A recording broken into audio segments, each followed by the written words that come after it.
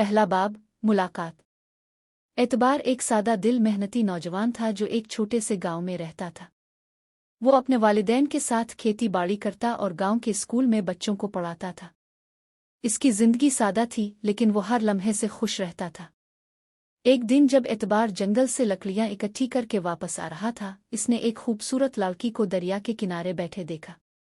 वो एक नई किताब पढ़ रही थी और उसके चेहरे पर सुकून और अक्ल की चमक थी। एतबार उसकी तरफ मुतवज्जे हो गया। वो लड़की पारो थी जो एक करीबी गांव से ताल्लुक़ रखती थी और शहर की यूनिवर्सिटी से पढ़कर वापस आई थी। दूसरा बाब दोस्ती। एतबार ने हिम्मत करके पारो के पास जाकर सलाम किया। अस्सलाम अलैकुम, आप यहाँ नई लग रही हैं।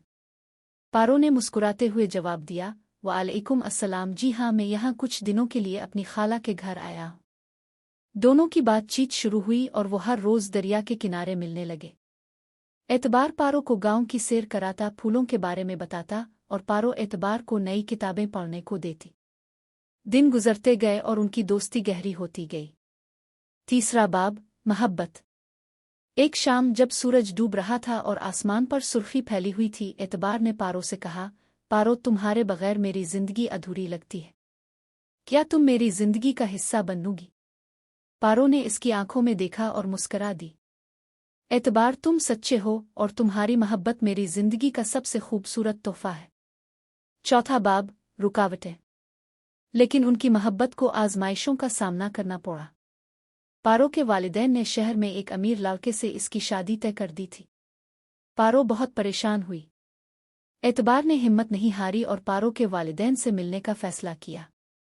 वो पारो के घर गया और उनके सामने गिड़गिड़ा कर कहा, मैं गरीब हूँ लेकिन मेरा दिल साफ है। मैं पारो से सच्ची मोहब्बत करता हूँ और इसे खुश रखूंगा। पांचवां बाब खुशी का अंजाम। पारो के वालिदैन ने एतबार की ईमानदारी और जज्बा मोहब्बत देखा तो उनका दिल पसीज गया। उन्होंने शहर वाले रिश्ते को ठुकरा दिया और पारो की शादी एतबार से कर दी। एतबार और पारो ने एक छोटे से घर में नई जिंदगी शुरू की। एतबार ने अपनी मेहनत से खेतों को सरसब्ज बनाया और पारो ने गांव के बच्चों को पढ़ाना शुरू किया। उनकी मोहब्बत की कहानी पूरे इलाके में मशहूर हो गई। आखिरी बाब मोहब्बत की अलामत।